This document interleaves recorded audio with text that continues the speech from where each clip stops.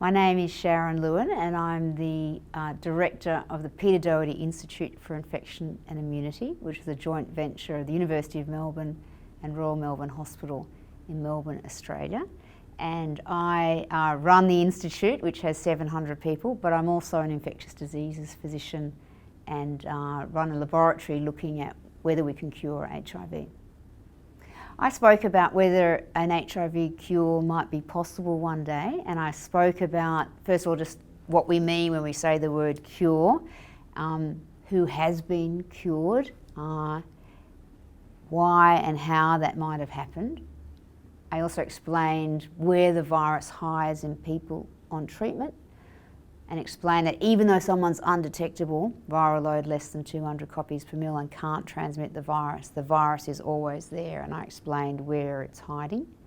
And then finally I described some of the ways that, and some of the clinical trials that are happening to eliminate that virus that's hiding, with the goal that one day people might be able to stop treatment without the virus coming back. First point is that this is an active area of research, that although we have fantastic treatment's lifelong, has associated toxicities in some people, costs money for governments, and particularly low and middle income countries. And so there's a very big and active effort to work on a cure. The game is not over until we really do have a cure, given there's 37 million people living with HIV. And all of them are going to need lifelong treatment. So the first thing is that this is an active area of research. Second thing, the main takeaway point was to understand what we mean by cure and how we prove that, or trying to prove it in the context of a clinical trial. And that's very relevant for people living with HIV, because to work out if the virus is gone, we can only work that out by stopping treatment or treatment interruption. And treatment interruption, we know, is not good for people based on older studies. But if it's done in a very supervised and safe way, we think there aren't any adverse outcomes, but there are still lots of issues to deal with in treatment interruption. And finally, I wanted to convey to people the principles of what we're doing, meaning that there's a whole lot of ways we're trying to eliminate the virus that's there. One approach is called shock and kill, meaning waking up the virus from its hiding place and killing it. The other approach is block and lock, which is putting the virus permanently to sleep. And at the same time, lots of work to see whether we can boost the immune response to control the virus. And we're doing that primarily through using these super powerful antibodies to HIV, and also learning from the cancer world, because there are these new treatments for cancer which are called immunotherapy, which basically boost the immune response to cancer, and similar sorts of strategies can be used to boost the immune response to HIV. And finally, I ended with some of the ethical issues that we as a community need to keep talking about. How to do treatment interruption safely.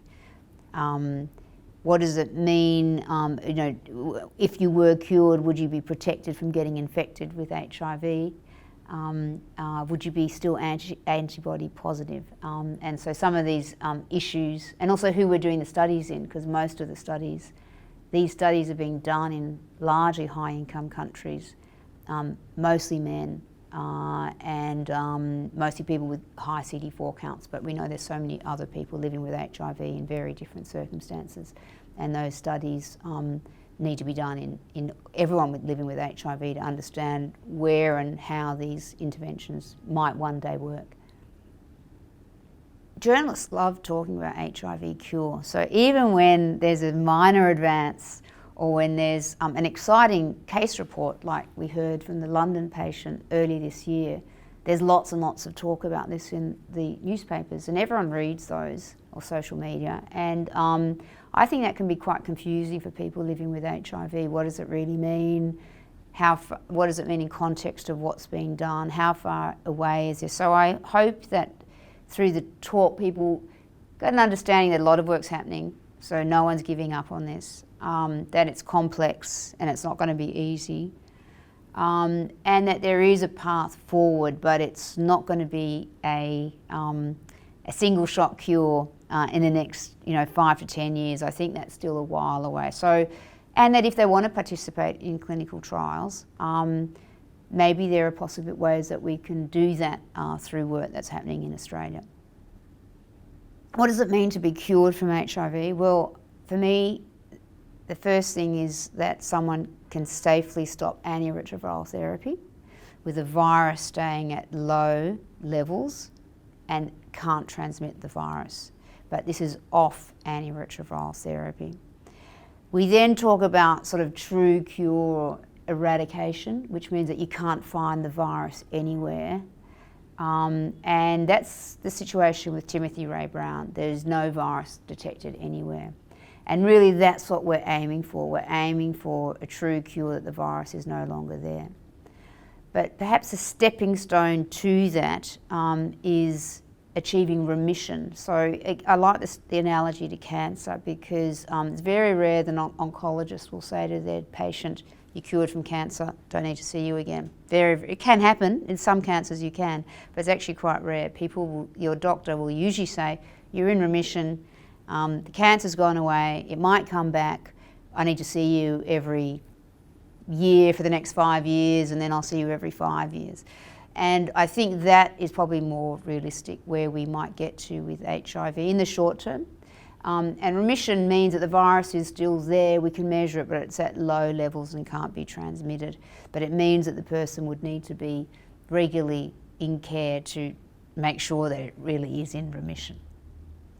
And finally, I think it's really interesting that many languages use cure and treatment interchangeably and actually don't even have a specific word for cure. So I looked it up for Maori and it's rangoa, something like that. And all of the words were there: treatment, cure, medication, all in the one word. So we have to get much, and I don't even know if the word remission exists in the Maori culture, but I know it doesn't exist in many languages, particularly, for example, Thai and in Mandarin.